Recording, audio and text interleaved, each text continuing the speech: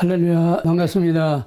오늘도 말씀과 성령으로 우리 가운데 임재하시는 하나님을 말씀 가운데 성령 안에서 하나님을 만날 수 있는 이 시간 되시고 성령으로 충만한 하나님의 은혜가 임하기를 주의 이름으로 축원합니다.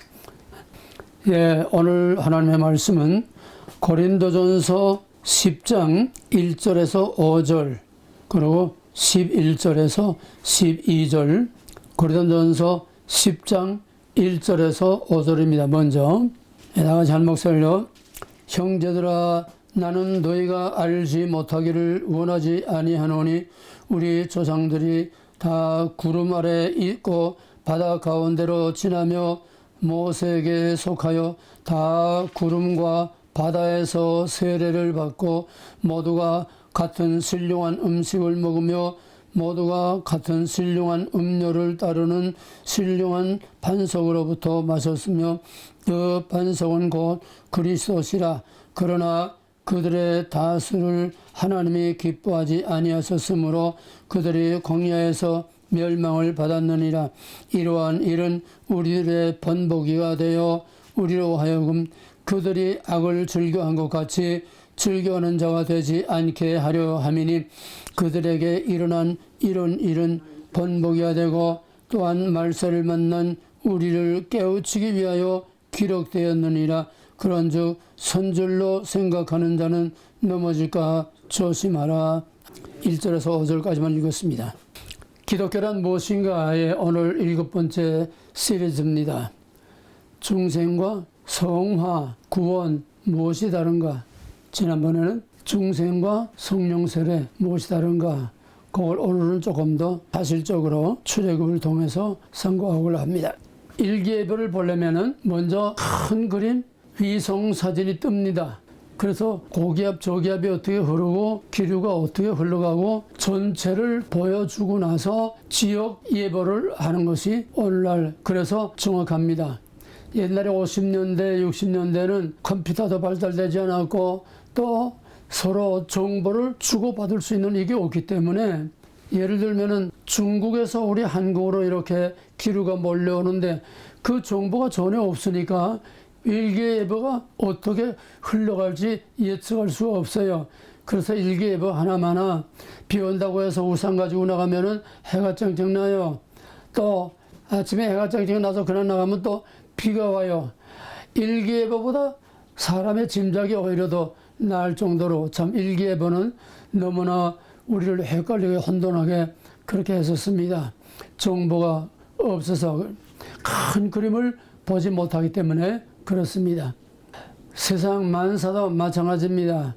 지금 한국의 경제가 어렵고 세계 경제가 다 어렵다고 하는데 이 세계 경제를 거시경제, 큰 눈으로 세계 경제의 흐름을 보는 거시경제 안에서 미시경제, 구체적으로 통계를 내고 구체적으로 분석하는 이런 미시경제는 큰 세계의 경제의 흐름을 마치 기류의 흐름 같은 이런 흐름을 보면서 그 흐름 안에서 미시경제, 구체적인 정책을 세우고 나라의 모든 정책도 큰 그림과 그 안에서 작은 그림, 구체적인 계획을 세워야 됩니다.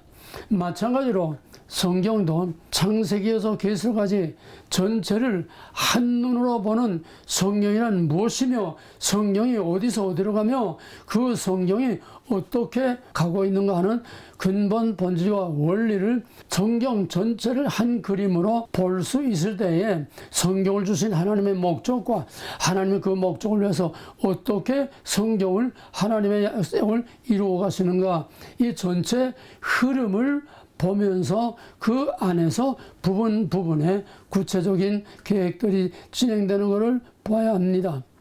근데 오늘날은 성경을 전체 큰 그림으로 보는 이게 없기 때문에 전부 성경 본문을 읽어놓고는 코골이 귀걸이고 설교자 자기 생각대로 자기 지식을 돌아가면 또 주워 짜깁기 해서 망가지고 그러니까 지금 큰 그림 없이 작은 그림만 가지고 성경 본문 가지고 그것도 성경 본문 제대로 하는 것도 아니고 자기 생각을 집어넣어서 제멋대로 그냥 잡탕을 만들어버리는 이게 하나님의 말씀 아니에요. 그러니까 하나님 거기 가서 역사할 수 없고 그런 말씀 안에서 하나님을 만날 수 없고 그런 말씀 안에서 깨지고 회개하고 구원받고 새로운 희망으로 새 생명이 태어나는 생명의 역사가 나타날 수 없습니다. 한국의 옛날 일기에 것 같아요. 그저 그냥 시간 땜질로 넘어가는 게 오늘 교회의 현실이 아니냐고 말할 수 없습니다.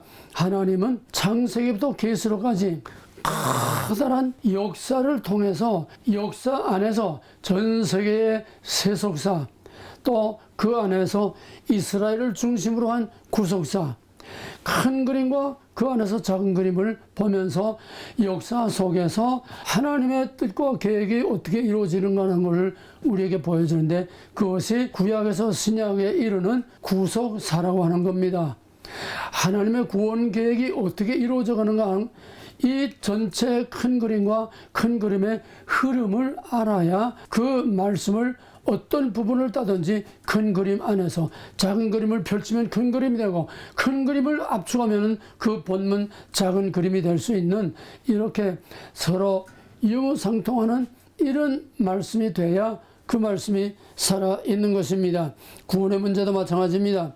역사 속에서 큰 그림 안에서 구원이란 무엇이며 중생이란 무엇이며 성령세례란 무엇이며 성화란 무엇이냐 이런 전문적인 부분적인 이런 하나하나의 문제들을 깊이 연구해야 그것이 올바른 해석이 되는 것입니다.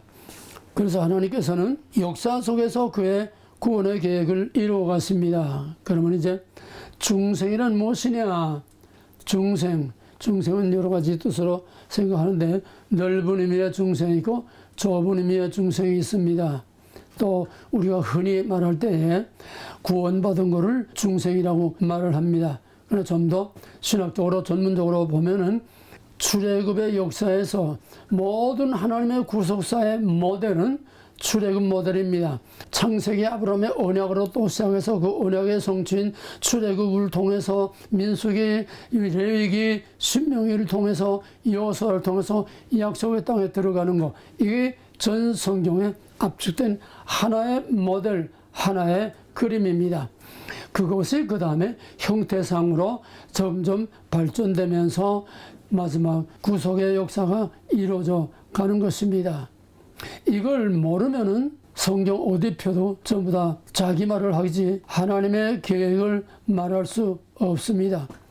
그래서 좀 더 신학적으로 확실하게 말하면 중생이란 구속사적으로 볼 때 출애굽 모델에서 볼 때 중생이란 어린 양의 피의 언약을 믿음으로 죽음의 권세, 사망의 권세를 벗어나서 홍해를 건너 구원을 받는 이것이 중생입니다. 쉽게 말하면 어린 양의 피의 언약을 믿는 것, 어린 양의 예수 그리스도의 피의 언약을 믿음으로 영적으로 죄와 사망의 권세에서 우리가 구원받는 것 같습니다. 출애굽은 물리적인 것, 예수 그리스도의 어린 양의 피의 언약, 보이지 않는 영적인 사망의 권세에서 우리를 구원하는 것이 구원의 그 중생이라는 말은 꼭 같습니다. 그래서 예수 믿고 구원받은 것을 우리가 중생이라고 이렇게 말합니다. 이건 좁은 의미로 말하는 겁니다. 이걸 조금 더 확실하게 하면은 오늘 본문입니다. 어린 양의 피의 언약을 믿음으로 애굽에서 나와서 중생했습니다. 피의 언약을 믿음으로 애굽에서 나온 거에 중생입니다. 구원받은 겁니다. 그 다음에 뭐가 합니까? 물 가운데서 세례를 받았습니다. 지금 침례라고 그러죠? 그 침례가 정확한 거예요, 사실은. 왜? 물 가운데서 침례 받는다고 하는 거는 물 가운데 푹 들어가서 완전히 죽어서 다시 새 생명으로 살아나오는 겁니다. 로마서 6장에 있는 것처럼. 그거 이제 세례인데 바울은 홍해를 건너온 것을 홍해 들어가면 죽지 않아요? 옛사람, 애굽에 있는 옛사람이 상징이지만은 옛사람이 홍해를 건널 때 다 애굽의 잔재를 다 거기다 수정하고 다 죽어 없어지고 새 생명으로 하나님의 약속 안에서 거기서 구원을 얻는 것이 이게 세례의 의미입니다. 로마서 6장에서 예수와 함께 죽어서 장사 지냄 받고 이 홍해를 건너가는 겁니다. 그러니까 우리가 예수 믿고 구원받으면 교회에서 세례를 베풀죠. 세례를 베풀면 어떡합니까? 그 다음에는 주의 만찬을 반드시 세례식에는 만찬이 따라야 됩니다. 이게 따로따로 갈 수 없습니다. 부득이한 경우를 제외하고는. 그래서 세례받고 구원받고 예수를 믿음으로 구원받았으면은 그 다음에 교회 앞에 신앙을 고백하고 그 다음에 세례를 행하고 세례를 받고 나면은 이제 주의 만찬을 떼는 것입니다. 주의 만찬은 그 만찬 떡과 잔을 통해서 성령이 임재하심으로 영적으로 예수님과 하나가 된다고 하는 그런 의미입니다. 그래서 구원, 세례, 그 다음에 주의 만찬, 이거는 중생의 기본 틀입니다. 교회에서 그 기본 틀대로 합니다. 이거를 중생이라고 하고 이거를 구원이라고 이렇게 말합니다. 문제는 거기서 끝나는 게 아니고 거기서 홍해에서 나온 사람들이 소위 중생한 사람들이 다 가나안 땅에 들어갔느냐 하는 겁니다. 이게 가장 중요한 중심 주제입니다. 중생한 사람이 과연 약속의 땅에 다 들어갔느냐. 이 광야의 시체는 뭡니까? 광야의 시체라는 것은 오늘 본문도 처음에 구름과 바다에서 바다 가운데서 지나고 또 구름 가운데서 바다와 구름 가운데서 세례를 받고 바울도 분명히 홍해를 걷는 것을 물세례라 또 광야에서 구름 가운데 세례받은 것을 성령의 세례로 이렇게 말하고 있습니다. 그래서 신령한 음식을 또 먹는 거, 신령한 음식과 신령한 생수를 마신 거 주의 만찬입니다. 이것이 바로 오늘 고린도전서 10장 1절에서 4절까지가 중생의 기본 틀입니다. 그런데 문제는 애굽에서 나와서 중생한 사람들, 구원받은 사람들이 시내산에서 언약을 맺고 그 다음에 약속의 땅을 향해서 가는 민수기가 됩니다. 근데 여기 본문에 뭐라고 그랬냐면은 5절에서 그러나 그들의 다수를 하나님이 기뻐하지 아니하셨으므로 그들이 광야에서 멸망을 받았느니라. 이러한 일들은 우리의 본보기가 되어 우리로 하여금 그들이 악을 즐겨한 것 같이 즐겨하는 자가 되지 않게 하렵니다. 그들에게 일어난 이런 본보기가 되고 또한 말세를 만난 우리를 깨우치기 위해서 기록하였느니라. 그 다음에 무서운 말, 선절로 생각하는 자는 넘어질까 조심하라. 여기 키워드입니다. 앞에 구원받은 자와 중생한 자와 그 다음에는 광야에서 시체가 돼서 약속의 땅에 들어가지 못한 거, 이거를 하나의 샘플로 하나의 경고로 우리에게 주셨는데 이거를 잘못 알아서 중생했으면은 구원 다 받은 거라고 생각하는 이것이 오늘날 가장 심각한 문제라는 겁니다. 애굽에서 나와서 시내산에서 언약을 먹고 또 물세례 받고 그 다음에 주의 만찬을 했다고 해서 다 구원 다 받은 게 아니에요. 다 된 게 아니라는 거예요. 이제 시작일 뿐입니다. 근데 오늘날은 전부 다 예수 십자가 보혈의 피를 믿고 구원받고 그 다음에 세례받고 그 다음에 성찬식 하면은 이제 완전히 다 구원받은 거로 이렇게 다 알고 그렇게 가르치고 있어요. 오늘 이게 가장 중요한 핵심입니다. 그들이 왜 광야의 시체가 됐느냐? 첫째는 하나님의 다수를 기뻐하지 않았는데 이건 나중에 다루겠습니다. 왜 광야에서 시체가 되고 약속한 가나안 땅에 못 들어갔느냐? 애굽에서 나올 때는 하나님께서 일방적으로 불러내셨습니다. 시내산에서 언약을 맺었습니다. 이제는 너희가 애굽 백성이 아니고 바로가 너희 왕이 아니라 내가 너희 왕이요 너희가 내 백성이요 이제는 내 왕국에서 내 백성이 지켜야 될 나의 왕국의 법을 지켜라. 이 법을 지키면서 이렇게 살아라. 그게 율법을 줬습니다. 오늘 우리가 생각하는 중생은 구원받았다, 신앙 고백받고 세례받고 그 다음 주의 만찬하고 이거를 끝이에요. 언약이 확실치 않아요.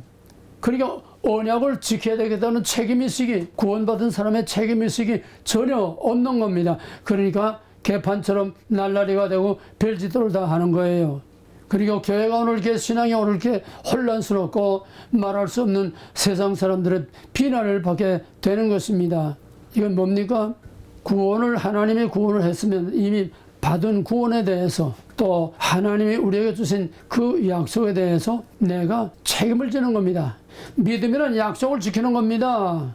애굽에서 나오는 것만 믿음이 아니에요. 예수 믿고 구원받는 것만 믿음이 아니에요. 약속의 땅에 갈 때까지 약속을 지키는 것, 말씀을 지키는 것, 지키는 게 믿음이지, 믿음은 일회성이 아닙니다. 믿음은 계속 진행형입니다.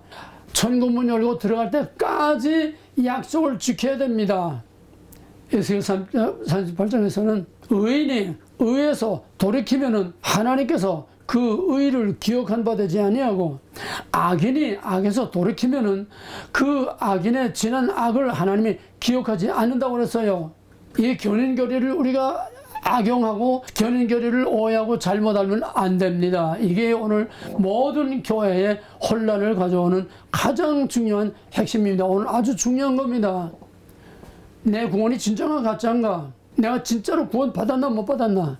그럼 내가 진짜 약속의 땅에 천국에 들어갈 건가 못 들어간 건가?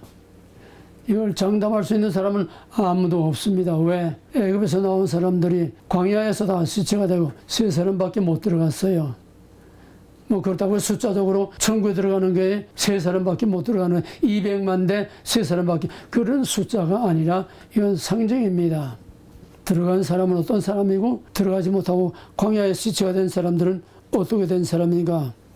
가장 단적으로 오늘 주제에 따라서 얘기하면은 중생은 하나님께서 일방적으로 한 겁니다. 그냥 믿음으로 하나님께서 구원해내신 겁니다. 그 다음에 약속을 주었습니다. 이제 너희는 내 백성, 내가 왕이다, 내 법을 따라 지켜 살라 명령을 하고 이 약속을 했습니다.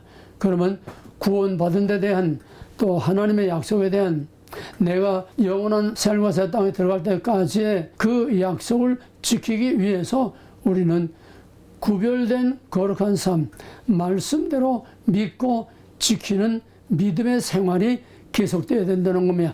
믿음의 지속성이 이게 중요한 문제인데 우리는 한 번으로 끝난 거로 다 말아요. 한 번으로 끝나면 구원파입니다. 우리는 한 번에 다 구원받았다. 이제 죄다 용서받았다. 이제 우리는 이제 죄로부터 자유다. 이거 구원파 아니에요? 그 구원파나 오늘의 교회들이나 똑같아요. 누가 누구를 이단이라고 정죄합니까? 똑같은, 이제 다 구원으로 끝났다고 생각하는, 중생 하나로 다 끝났다고 생각하는 구원파는 뭐가 달라요? 똑같아요. 정신 똑바로 차려야 됩니다. 구원은, 믿음은 진행형입니다. 끝난 게 아니에요. 중생은 한 번으로 끝납니다. 애굽에서 나오는 한 번으로 끝납니다. 그러나 그 끝난 거는 계속돼야 됩니다. 이 헬라어에도 일과고 부정과거라는 게 있어요. 그 뭐냐면 현재 완료. 내가 이렇게 했는데 그 한 행동이 앞으로 언제까지 끝날지 모르지만은 계속되는 것이 현재 완료입니다. 현재 완료는 끝난 게 아닙니다. 어떤 끝난 일이, 어떤 행동이 그 행동을 계속 진행하고 진행되고 있는 것이 현재 완료입니다. 과거에 그 행동이 끝났지만은 과거에 끝난 것이 아니라 그것이 지금도 계속되는 것. 이것이 중요한데 단순 과거로 그냥 끝나버리는 그 중생은 중생이 아닙니다. 그렇게 간단하게 단순 과거로 칼로 못하고 자르서까지 한 번 구원고 애굽에서 나왔다고 끝난 게 아니에요. 심각하게 들으세요. 구원도 진행형이고 우리 믿음도 진행형이, 그게 뭡니까? 광야의 모델입니다. 그들이 왜 그렇게 됐습니까? 첫째로 보면은 구름 가운데서 세례를 받지 못했어요. 불기둥과 구름기둥을 항상 따라다녔지만은 그들은 성령의 세례를 못 받았기 때문에 그들은 들어도 보아도 소경이요 귀머거리요, 아무리 모세가 말을 해도 하나님의 말씀으로 믿지를 않았습니다. 껄핏하면 우리가 애굽에 있었다면 애굽으로 돌아가자 그냥 반역만 하고, 이것이 뭡니까? 중생만 하고 성령 받지 못하면은 하나님의 약속을 지킬 수 있는 능력이 없습니다. 하나님의 말씀을 깨달을 수 없습니다. 이해할 수 없습니다. 또 마귀가 마음대로 쥐고 흔듭니다. 또 하나님의 말씀을 우리가 알기는 알아도 그대로 지켜 행할 수 있는 능력이 없습니다. 내 힘으로는 안 돼요. 우리는 흙으로 빚어진 흙덩어리입니다.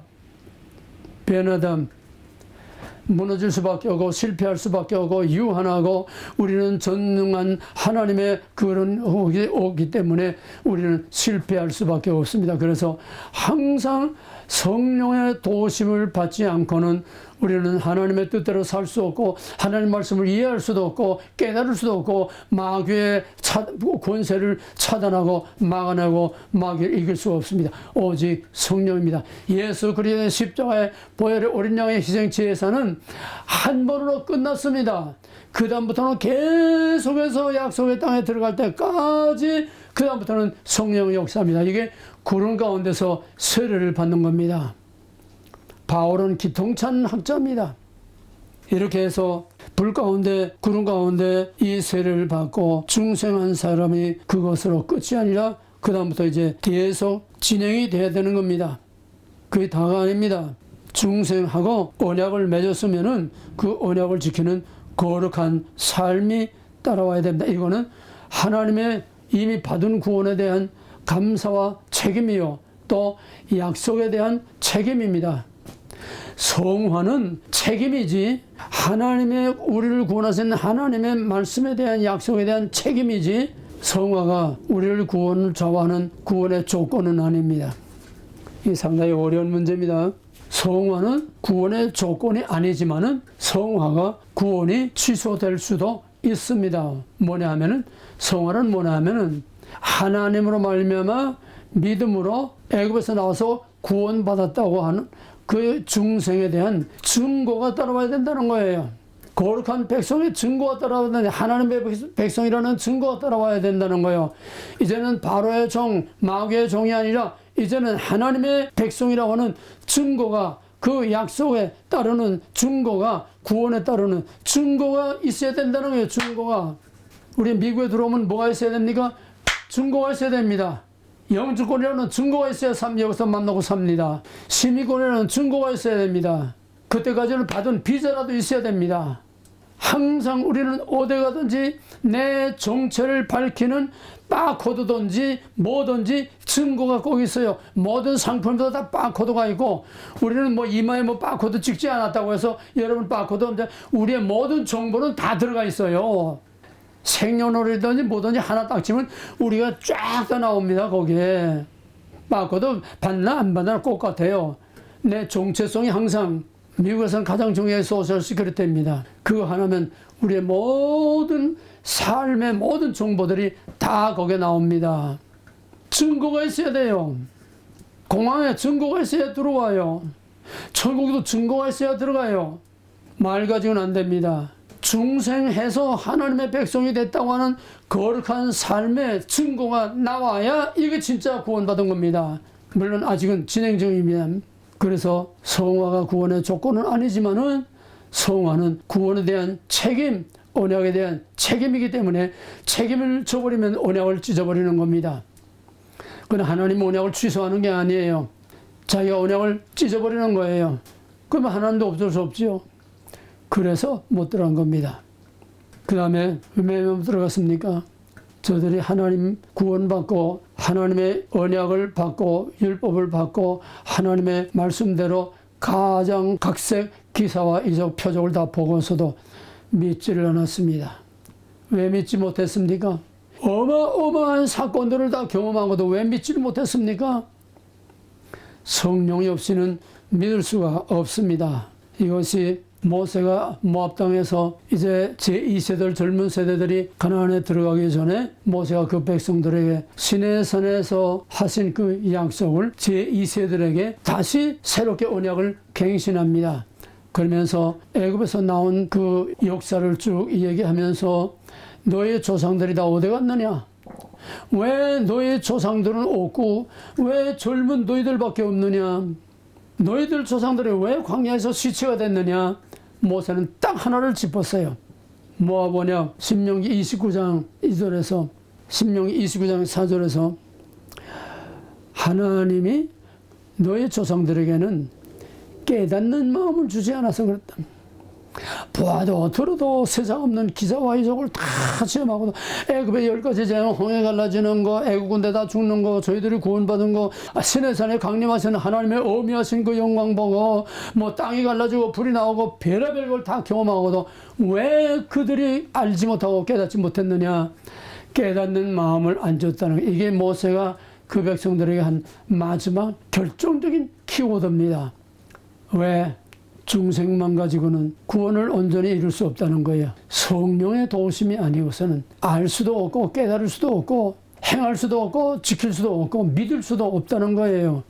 믿음이 우리에게 있는 게 아닙니다. 하나님의 성령의 선물로 주셔야 되는 겁니다. 깨닫는 것도 하나님께서 성경을 성령의 감동으로 기록하게 하신 그 하나님의 같은 성령으로 그 말씀을 비추어주는 성령의 조명이, 성령의 비침이 있어야 말씀을 보고 듣고 깨달을 수 있습니다. 오늘날 신학자나 목사들도 같은 성경인데 같은 성경 가지고 왜 그렇게 말들이 다 다릅니까? 왜 거기에 하나님이 하시고자 하는 말씀을 없고 전부 다 제 말들만 합니까?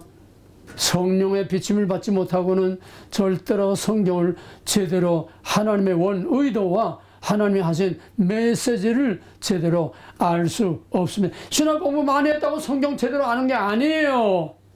성령 없는 신학 공부한 것이 전부 다 인본주의 신학, 오늘 개판 같은 신학, 사탄의 신학들이 전부 다 되는 거예요. 그래서 교회를 전부 다 뒤엎어 놓는 거예요. 예수 십자가 부활 승천한 이후에는 예수님이 다시 오실 때까지 전적으로 성령의 시대입니다. 전적으로 성령이 모든 걸 다 주관해요. 성령 없이는 중생도 빈 껍데기에 지나지 않습니다. 왜? 중생을 끝까지 이루지 못하니까. 구원은 그냥 예수 믿음으로 구원받는 게 아니에요. 에베소 1장에서는 우리의 구원을 위해서는 하나님의 창세전의 예정과 선택과 약속이 있어야 돼요. 그 다음에 예수 그리스도를 통해서 구원을 받으면, 즉 애굽에서 그 백성들이 나오는데 그냥 나왔습니까? 아브라함을 통해서 400년 전에 벌써 아브라함을 통해서 그 자손이 애굽에서 창대케 돼서 때가 되면 돌아오리라는 아브라함에게 주신 언약, 예정과 선택과 약속 때문에 출애굽이라는 사건이 있게 되는 거지. 그 뭐 예수 하나님이 뭐 괜히 그 멀쩡한 그 애굽에 있는 사람들 빼냅니까? 그래서 에베소 1장 4절에서 6절까지는 하나님께서 창세전에 예정하시고 계획하시고 모든 플랜을 다 세우시는 이게 있어야 됩니다. 압축하면 출애굽 모델이죠. 출애굽 모델은 뭡니까? 아브라함의 언약에 의해서 출애굽 사건이 있게 되고, 출애굽 사건에 그 다음에 출애굽기 다음에 뭡니까? 성경이 레위기예요. 레위기가 뭡니까? 거룩한 삶입니다. 죄를 속하고 그 다음에 하나님과 함께 거룩한 삶을 사는 것이 레위기입니다. 민수기 뭡니까? 실습입니다. 이제 중생했고 이제 약속을 받았고 이제는 어떻게 살아야 한다는 것을 구체적으로 다 가르쳐 줬으니까 이제부터는 행동으로, 필드로 나가는 겁니다. 삶의 현장으로 나가는 겁니다. 실험실로 나가는 겁니다. 이게 민수기입니다. 근데 나갔는데 다 됐는데도 나가서 실패한 건 뭡니까? 실패의 가장 원인은 성령의 도우심이 없었다는 거예요. 성령의 도우심이 왜 없었습니까? 불기둥과 구름기둥으로 인도했지만은 아직 각자에게 성령을 주지 않았기 때문에 그 불기둥과 구름기둥 따라가지만 그냥 맹목적으로 모세가 가자 하니까 따라온 거지, 저희들이 하나님의 인도라고 하는 그 믿음이 없었고 그거를 깨달아 알 수가 없었습니다. 성령 없이 구원 없습니다. 성부, 성자, 성령 삼일체가 하나가 되어서 온전한 구원을 이루는 것입니다. 말하자면 상당히 말이 많아지지만은 오늘 가장 중요한 거, 성령의 세례와 성령의 도심이 없이는 구원이 이루어질 수 없다고 하는 거. 중생, 예수, 십자가 하나만 가지고는 절대로 구원이 완성될 수 없고 완성된 것이 아니라는 겁니다. 성화는 하나님의 백성으로서 반드시 그렇게 지켜 살아야 한다고 하는 책임입니다. 책임. 하나님이 구원해 줬습니다. 약속 줬습니다. 그럼 거기에 따르는 책임을 이행해야 됩니다. 미국에 들어오면 이제 영주권 할 때나 심주권 할 때는 이제 심사할 때 선서를 합니다. 그러면 미국의 법을 다 지키겠다는 약속입니다. 그럼 미국에 살면서 미국의 법을 지켜야 됩니다. 세금을 내야 됩니다. 교통법규를 지켜야 됩니다. 미국의 법을 지키셔야 돼요. 지키지 않으면은 추방될 수 있습니다. 똑같아요. 원리와 본질은. 근데 오늘은 권리만 있고 구원받았다고 하는 권리만 있고 책임이 없어요. 구원받은 자의 합당한 삶을 사는 거룩한 삶이 없고 말씀을 순종하고 지켜 사는 거룩한 삶이 없다는 거예요. 그래서 바울은 그의 교리 서신에서는 반드시 하나님이 누구며 예수가 누구며 너희가 어떻게 구원받느냐 구원의 교리를 말하고 나서는 그 후반에는 반드시 구원에 합당한 삶을 살라. 구원에 합당한 삶을 살라. 반드시 중생과 성화 두 가지를 꼭 바울은 얘기합니다.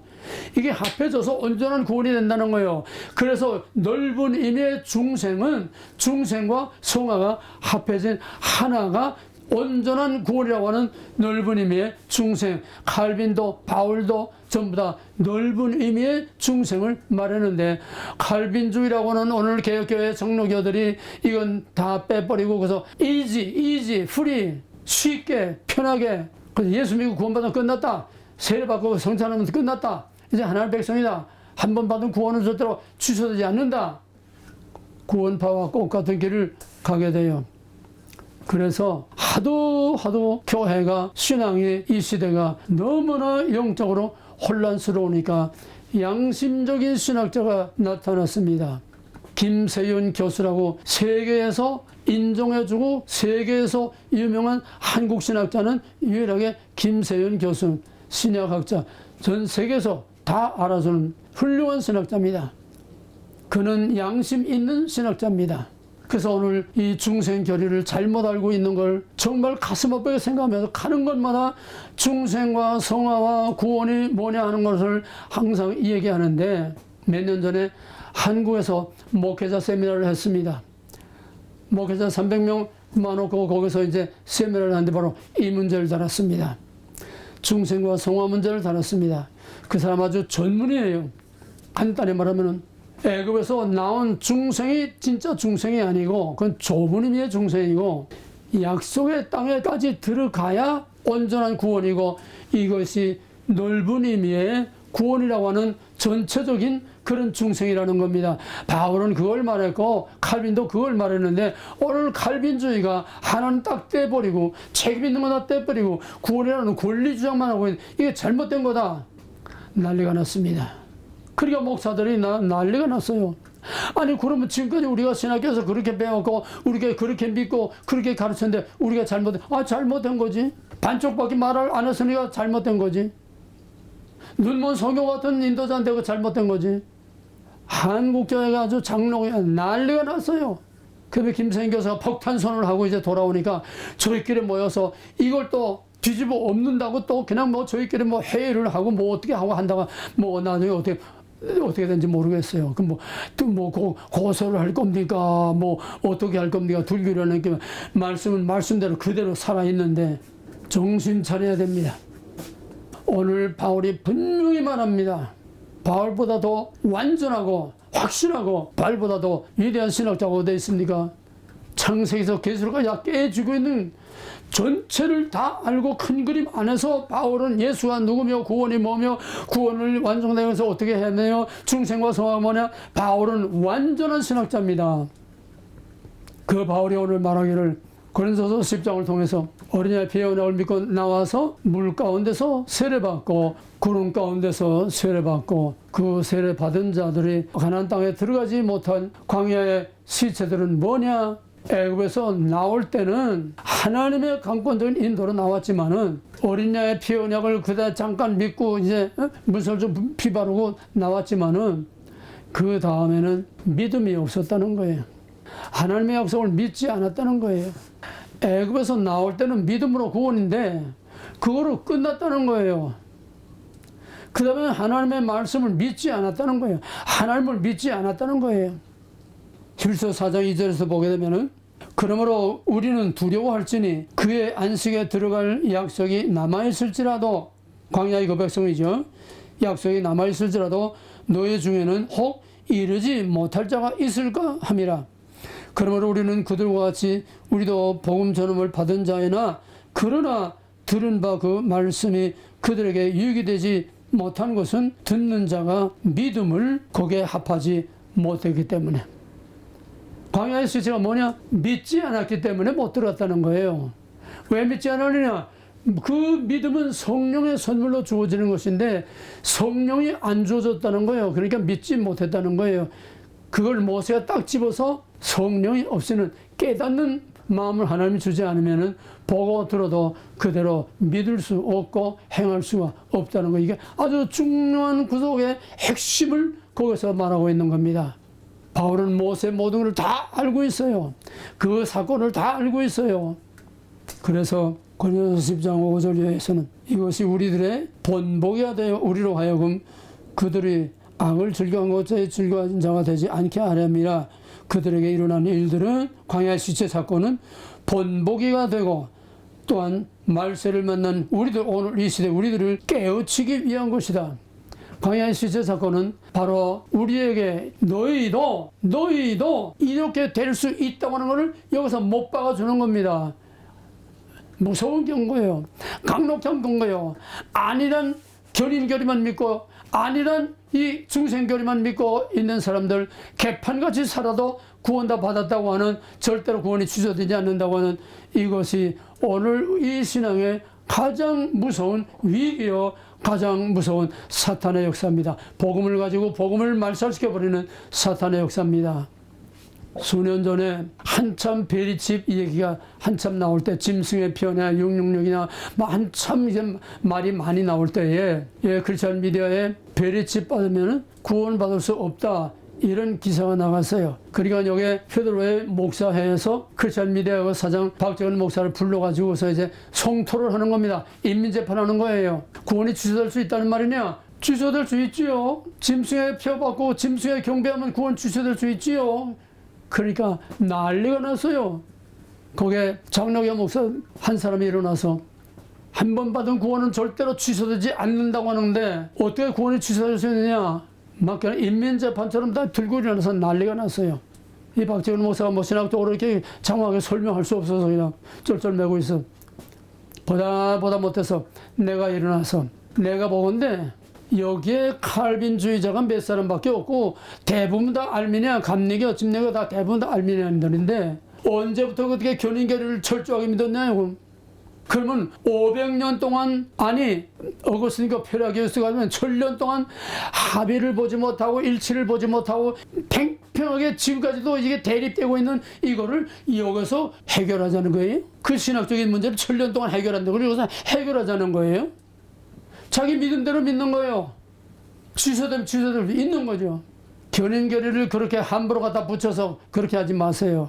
그랬더니 거기서 독사같이 일어나서 그냥 막 머리를 흔들고 하던 그 목사가 그 교회에서 쫓겨났어요. 왜? 수년 동안 어떤 집사하고 동거 생활과 같은 그런 생활을. 그러다가 어떻게 했습니까? 노예 재판이 열렸습니다. 노예 재판이 열리니까 그 노예 재판 자리에 어떤 엉뚱한 여자가 나와서 저거 하나가 아니에요. 나도 저놈하고 놀아놨어요. 그러니까 그 노예에서 더 이상 재판할 게 없어요. 그래서 노예에서 면직을 시켰습니다. 면직은 목사직을 박탈하는 게 평신도로 돌아가는 겁니다. 견인교리를 이따오로 가르치고 이따오로 믿고 있으니까 구원파처럼 함부로 끝난 거로 하니까 그 다음에는 무슨 짓 해도 구원이 절대로 취소되지 않는다. 이게 지금 함정입니다. 이건 출애굽 사건만 있고 홍해 건너온 것만 있고 시내산에 약속도 없고 민수기도 없고 약속에 다 그냥 들어가. 홍해 건너자마자 약속에 다 그냥 들어가요. 근데 하나님은 출애굽기 24장 분명히 하나님이 일부러 육로로 가나안 땅에 들어가지 않고 홍해 앞길로 일부러 몰고 갔다고 그랬어요. 하나님의 계획입니다. 홍해 건너서 맞바로 가나안 땅에 들어간 게 아니에요. 이게 잘못 알고 있는 견인결입니다. 큰 그림에서 봐야 돼요. 큰 그림에서. 모든 이단은 부분적인 문자적인 그 하나를 뻥튀기처럼 크게 해서 마치 그게 전부인 것처럼, 이게 이단의 특징입니다. 구원파도 그렇고 모든 이단은 다 어떤 특정 부분을 뻥튀기처럼, 세대주의도 공중에서 주를 영접하시려 하니까 그거 하나 가지고 휴고 떠들고 뭐 떠들고 전부. 그래서 세대주의는 바로 그 몇 구절 가지고서 마치 성경 전체인 것처럼 부분적인 것 뻥튀기처럼 확대 해석하는 것, 이게 이단의 특징입니다. 견인교리도 있다고 그러면 안 돼요. 성경 전체에 하나님이 구원을 어떻게 이루어 가셨는가, 구원이 어떻게 이루어져 가는가, 어떻게 해야 구원이 완성되는가, 이거를 창세기에서 여호수아까지를 통해서 확실하게 큰 그림으로 우리에게 보여줬습니다. 사랑하는 형제들이요, 하나님의 말씀을 애곡하고 오해하지 마세요. 계시록 마지막 22장 18절에서는 여기에 기록된 것을 더하거나 빼면은 여기에 기록된 대로 저주를 받을 것이요 나 있는 곳에 오지 못하겠다고 그랬습니다. 하나님은 그저 속도벨도 없이 그냥 다 오라 예. 그런 마음 좋은 할아버지가 아니에요. 하나님의 무한한 사랑의 이면에는 털끝 하나도 용서할 수 없는 오묘한 공의의 시퍼런 날이 서 있습니다. 하나님이 그렇게 만만하게 강아지 끌고 조킹하듯이 그따위 하나님으로 믿지 마세요. 두렵고 떨리는 하나님을 믿으세요. 히브리서에서도 그러지 않았어요. 두려워하라.